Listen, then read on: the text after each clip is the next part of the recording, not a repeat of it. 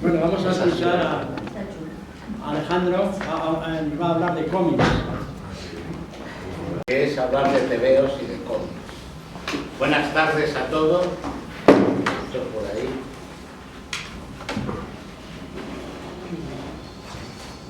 Esto por aquí. Esto por aquí. Y esto que me han prestado aquí amablemente los amigos de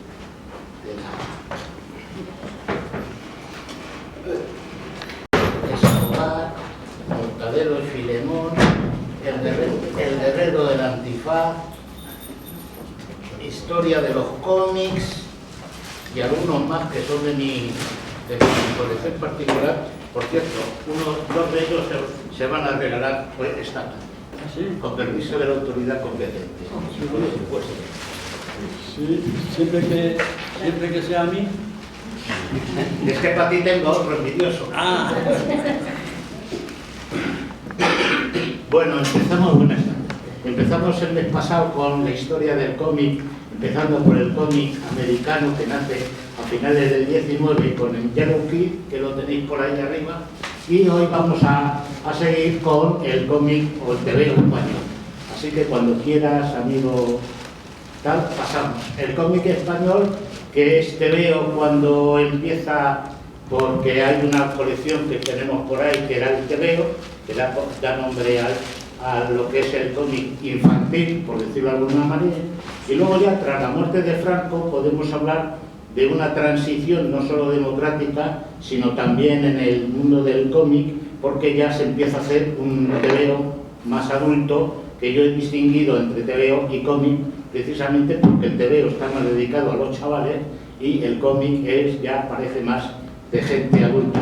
Y tenemos desde Azucena, Florita, Esther y compañía para las chicas, a las que el mes que viene le dedicaremos su espacio correspondiente, y tenemos Flechas y Pelayos, que fue una de las primeras obras, el famoso Roberto Alcázar y Pedrín, que anda por ahí, que me lo han prestado también, y Pulgarcito, porque de la época de los 60, el Jabato, el Capitán Trueno y compañía, ya hablaremos el mes que viene, si Dios quiere.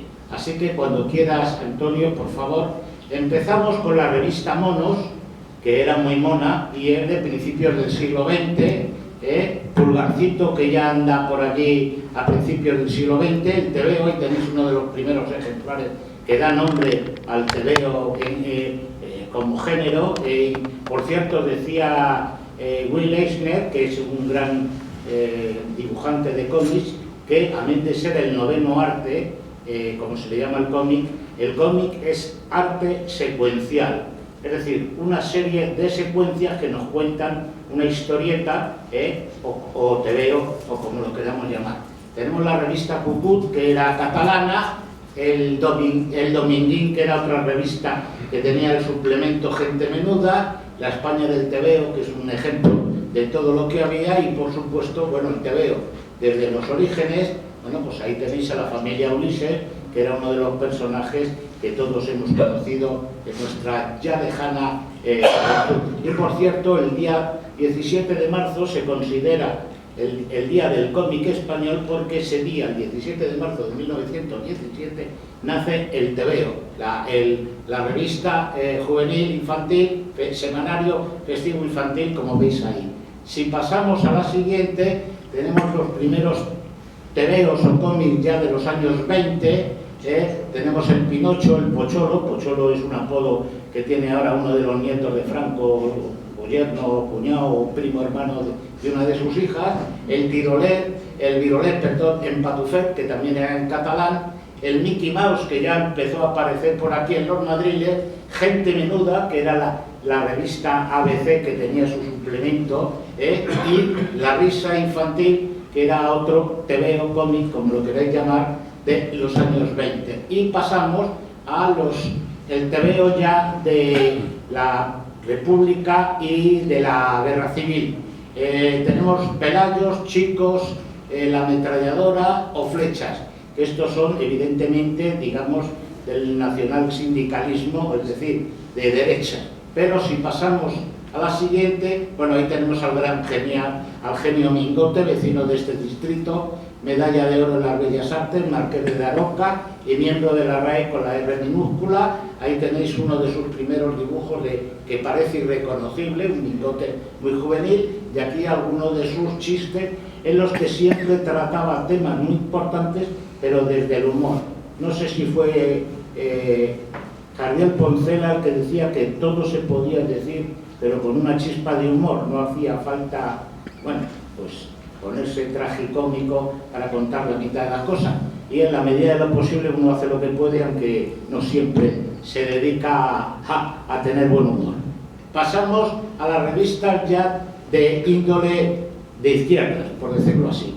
El almanaque de la trinchera, que era muy antiguo, revistas netamente comunistas como aquella de allí, Porvenir, que era anarquista, Estampa, que empezó siendo neutral y luego ya claramente republicana. Ahí tenéis dos imágenes, una de los primeros años 30, donde habla de señoritas y mujeres que lo mismo pueden ser de derecha y de izquierda, y lo que hay en el otro lado son dos milicianas.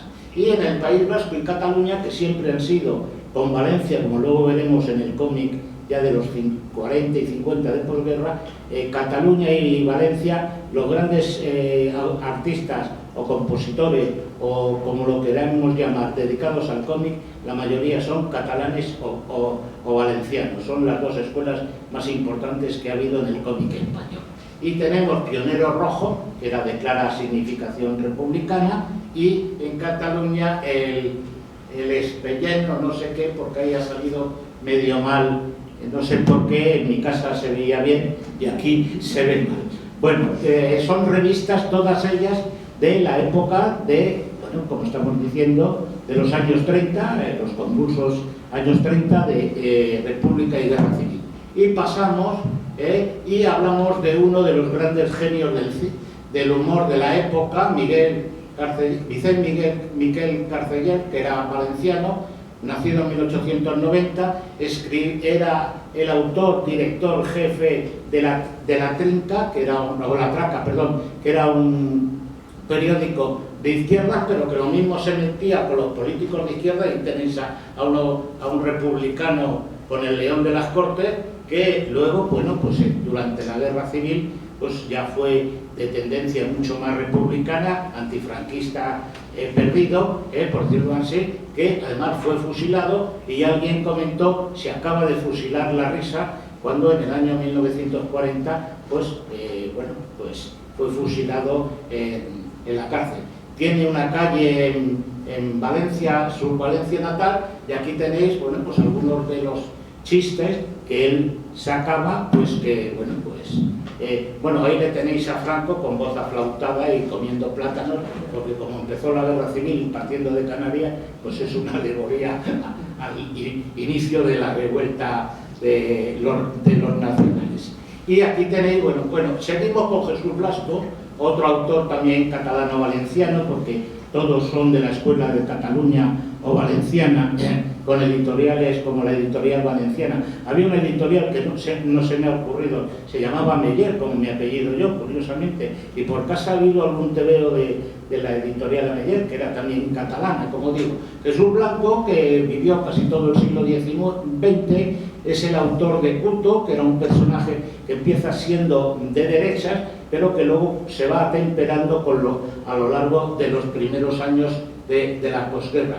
Tenemos la revista Chiquitito, que era una parodia de la revista Chicos o Chicas, Flechas y Pelarios, que ya también se ha, digamos, suavizado, ya no es tan radical, ya no es tan nacional católica como al principio, otras revistas que era la Risa Infantil y el Peleo, que se ha reformado también ya en los años 40. Así que vamos pasando con el Guerrero del Antifaz. Y las generaciones españolas podemos decir que se definen por las generaciones de tebeos. Mis cuñados, que son mayores que yo, son de la época de Roberto Alcázar Pedriño, el Guerrero del Antifaz, servidores del Capitán Trueno. Mis hermanos más pequeños son del Jabato, y así luego llegamos a Mortadelo, Filemón y compañía, y hoy en día ya somos fans de todos y hasta de los mangas japoneses. Por cierto, el manga japonés no hay quien lo entienda porque sería al revés. En fin, hablaremos en su día el Capitán Trueno, al que le dedicaremos largo tendido, pues me la tengo la colección completa. Pero el Guerrero del Antifaz llegó a tener 668 números, que es un récord histórico en el TVO español, y estuvo durante 22 años. De 1900 no llegó a tener, digamos, el número de ejemplares vendidos como el Capitán Trueno, pero superó en tiempo tal. Y luego hay parodias como En defensa de la democracia, con Roberto Alcázar y Ostras Pedrín. Roberto Alcázar es clavadito al político de derechas José Antonio, y era un periodista, pero un periodista de armas tomar, que bueno, más es un remedio de Tintín, por si lo queréis hacerle un símil. Tintín lleva a Milú, al Capitán Jado, y aquí llevaba al famoso Ostras Pedrín, que ya parece que Ostras es el primer nombre del niño, por no decir una palabrota. Y el Guerrero del Antifaz, pues, que era hijo de un moro y de una cristiana, que luego él se hace cristiano y como tiene que luchar por Antifaz en defensa del catolicismo, nunca mejor dicho, porque era un español de los de la época de los reyes católicos, es decir, cuando ya los moros están de retirada, camino de Granada y con Boabdil al exilio.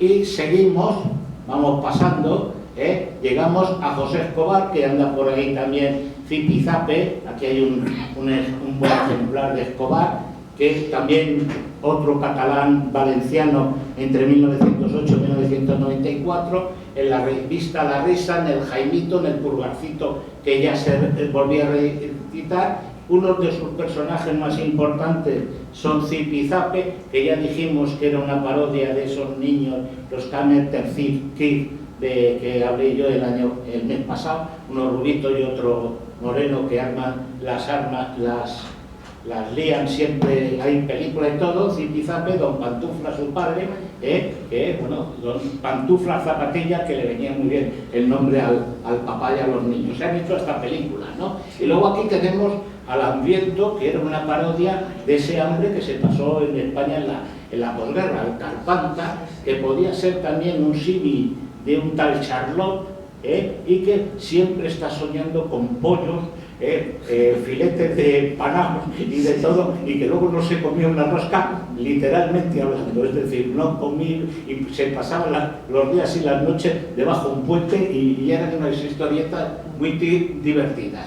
Y seguimos y llegamos a otro genio del humor, Francisco Ibáñez, 1936-2023, quitando a un Mingote, que también ha muerto hace relativamente poco. Es uno de los otro artista con medalla de oro de las Bellas Artes. Ahí le tenéis, que parece que está dibujando todos los monigotes suyos a la par. El Botón Sacarino, Mortadelo y Filemón, 13 Rue del Percebe, en El Tío Vivo, luego el Dumbo, el Pumbi y el Dumbo, que eran parodias de esos cómics que ya habíamos hablado el mes pasado, de origen inglés, como el Mickey Mouse y otros. Bueno, pues ahí tenéis a la Ofelia. Luego vino José Mallorquí con su famoso El Coyote. Yo en alguna vez he discutido, en plan aquí muy español, diciendo que el Coyote era anterior al Zorro. El Zorro, por lo visto, ya hacía zorrería mucho antes, y es,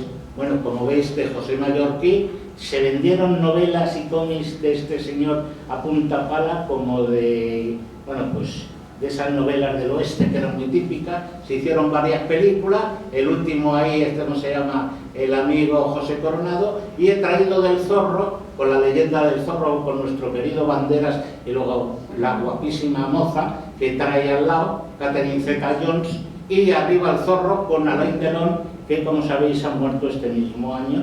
Esa película está rodada precisamente en Nuevo Batán, en el Palacio de Nuevo Batán. Ahí cuando vas a Nuevo Batán, lo primero que te dicen es: aquí se rodó El Zorro con Alain Delon, que era un guaperas de la época. Y seguimos con películas, con tebeos del oeste típicos de la época. El Jinete Fantasma, Ayo Silver Away, que era el caballo del llanero solitario, aquí llamado Plata en castellano, y que se ha hecho también una película con este famoso, el capitán Espárrago, como digo yo, haciendo de indio, que también lo borda el papel, y Yuki el Temerario o el Pequeño Luchador, son todo revistas del oeste que eran muy populares en los 40 y los 50. Vamos terminando ya con la Tebeosfera, catálogo de tebeos, el tebeo en catálogos y tal. Ahí tenéis varias colecciones. Hay una revista que por eso la he traído aquí, que es la Tebeosfera. Ahí te puedes contar los 618 números del Capitán Trueno, los 668 números del Guerrero del Antifaz. Todo el cómic español está ahí, es como en la Wikipedia, pero solo dedicado al tebeo español. Y ya terminamos con que los héroes de la Marvel, tenemos el placer de que desde el 15 de noviembre en IFEMA hay una gran exposición dedicada al mundo del cómic de la Marvel. Y ya para colorín colorado, hasta el mes que viene, muchas gracias por vuestra atención y continuará, como decían en los tebeos.